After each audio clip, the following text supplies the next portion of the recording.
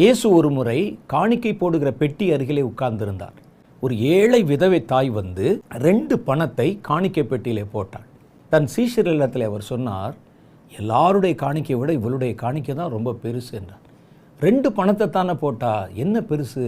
கர்த்தர் ஒரு காரியத்தை சொன்னார். மற்றவர்கள் தங்கள் கைகளில் இருக்கிற ஆஸ்தியிலிருந்து எடுத்து போட்டாங்க.